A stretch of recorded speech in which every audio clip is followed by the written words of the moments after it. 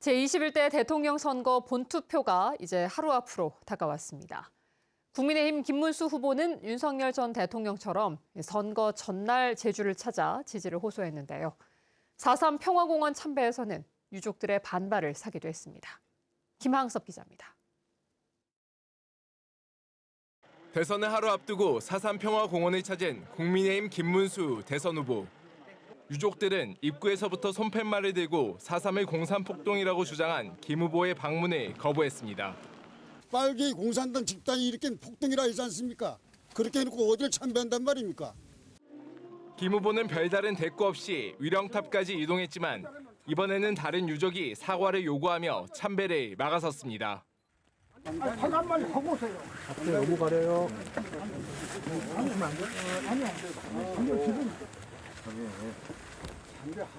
역사는 평생 흘러가는 거 아닙니다. 다른 유족들이 말려 참배를 마칠 수 있었던 김 후보는 위패 봉안소에서 헌화와 묵념한 뒤 방명록에 4.3 희생자의 넋을 기린다고 썼습니다. 또 4.3은 민족적 비극이라며 제주가 아픔을 딛고 평화의 도시로 발전하길 바란다고 말했지만 4.3 왜곡 발언에 대해서는 사과하지 않았습니다. 또 영령 여러분들이 편히 쉬시면서 이 제주의 평화와 발전 그리고 대한민국의 위대한 발전을 항상 잘 보호해 주시기를 바랍니다. 사과해달라는 요구도 있는데요. 잠시만요. 이동하겠습니다. 4.3 평화공원 참배를 마친 김문수 후보는 동문시장으로 이동해 유세를 펼치며 막판 표심 잡기에 나섰습니다. 제주를 배경으로 한 드라마 폭삭 소가수다에서 주인공이 입었던 체육복을 입고 연단에 올라선 김 후보는 평등한 대한민국을 만들겠다며 독재 국가를 막기 위한 투표에 참여해달라고 호소했습니다. 정직하고 성실하게 열심히 거짓말 안 시키고 나쁜 짓 안 하고 도박 안 하고 욕 안 하고 이렇게 똑바로 사는 사람이 대통령 가족이 돼야 안 되겠습니까, 여러분?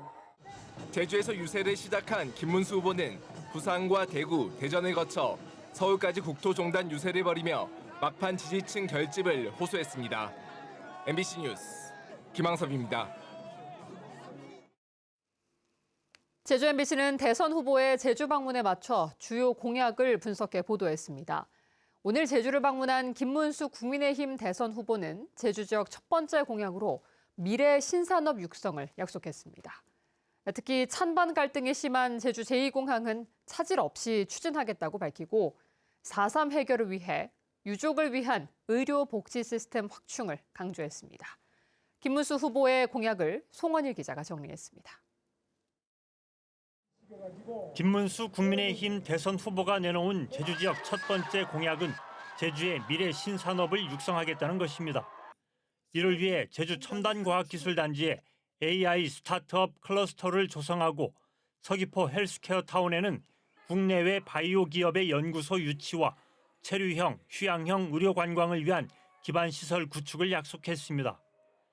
특히 제주 제2공항 건설을 차질 없이 추진하겠다고 강조했습니다. 절차가 진행 중인 환경 영향 평가와 관련해 조류 충돌 저감 대책을 마련하고 제2공항 주변에는 스마트 그리드 첨단 도시를 조성하겠다고 공약했습니다. 제주도 오고 싶은 사람 많은데 비행기 편이 불편한 경우도 많고 당연히 하나 더 만들도록 제가 신속하고 적극적으로 추진하겠습니다. 제주 신항만 건설도 약속했습니다. 제주항의 선석 부족을 개선하고 항만 배후 부지에 상업과 문화, 관광 복합지구를 조성해 세계적인 크루즈 관광의 명소와 동북아 해상물류의 전진기지로 만들겠다는 구상입니다. 크루즈항만이 아니라 요트항도 여기저기 많이 만들어서 제주도가 그야말로 관광도시로서 고급 관광객들이 많이 와서 이 자연도 즐기고 관광도 즐길 수 있도록 의료와 복지 안전망을 강화하기 위해 상급 종합병원 지정과 제주 권역중증 외상센터의 예산과 인력 확대, 제주 고령장애인 지원센터 설치도 공약했습니다. 제주 수산업계의 최대 수건인 일본과의 배타적 경제수역 조업 협상을 재개하고 양식 어류 육종센터를 건립하는 등 1차 산업을 고도화하겠다는 포부도 밝혔습니다. 제주 4.3과 관련해서는 유족을 위한 의료 복지 시스템 확충을 강조했습니다. 고령 유족을 위한 전문 요양병원을 건립하고 국립 트라우마 센터 운영비 지원을 늘려 전액 국비로 부담하겠다는 방안을 제시했습니다. 김문수 후보는 또 관광과 스포츠를 연계한 세계적인 전천후 스포츠 전지 훈련센터 조성도 약속했습니다. MBC 뉴스 송원일입니다. 더불어민주당과 개혁신당, 민주노동당도 막바지 유세에 총력전을 펼쳤습니다. 민주당은 김민석 상임공동선대위원장이 서귀포를 찾아 지지를 호소했고 개혁신당과 민주노동당도 5일장과 주요 거리에서 막판 표몰이에 집중했습니다. 이따금 기자가 보도합니다. 더불어민주당은 김민석 상임공동선대위원장이 대선을 하루 앞두고 서귀포를 찾았습니다. 김 위원장은 계엄과 내란의 상처를 딛고 새로운 대한민국을 열기 위해 이재명 후보를 선택해달라고 호소했습니다. 특히 같은 날 제주를 방문한 국민의힘 김문수 후보를 겨냥해 4.3을 공산폭동이라고 매도한 후보는 제주를 방문할 자격이 없다고 비판했습니다. 4.3을 공산폭동이라고 매도해놓고 그에 대해 단 한마디도 하지 않는 명색 공당의 후보가 과연 제주도에 입도해서 제주 도민들께 인사드릴 자격이 있는가? 개혁신당은 제주시 민속 5.1시장에서 도민들을 만나 힘 있는 정당으로 성장할 수 있도록 응원해달라고 호소했습니다. 4.3의 완전한 해결과 제2공항 조속한 추진, 고령화 정책을 약속하며 이준석 후보에게 소중한 한 표를 부탁했습니다. 고령화 시대에 장애인분들이나 그다음에 어르신분들의 질 좋은 서비스를 위해서 요양보호사 선생님들이나 사회복지사 선생님들의 처우 개선이 좀 상향돼야 한다고 지금 생각하고 있습니다. 민주노동당은 제주시 광양 사거리에서 이른 아침부터 유세를 벌였습니다. 제주 제2공항 백지화와 차별 없는 민주공화국을 만들겠다며 권영국 후보에게 투표해달라고 호소했습니다.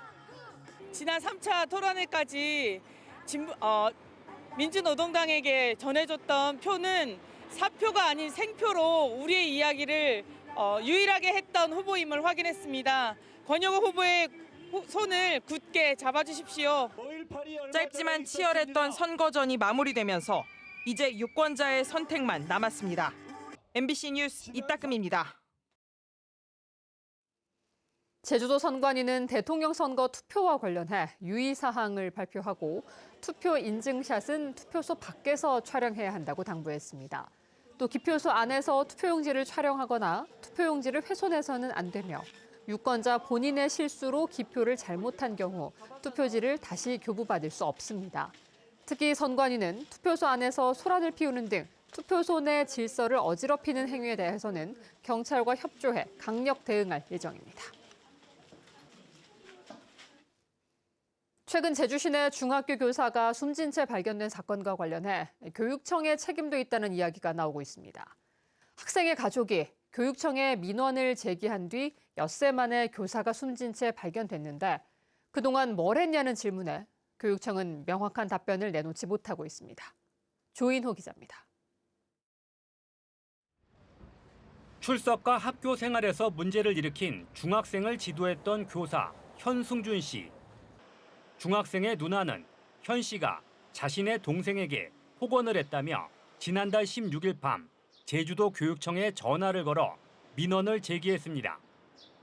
제주도 교육청은 사흘 뒤인 19일 제주시 교육지원청에 민원을 전달했고 교육지원청은 학교에 조치를 요청했습니다.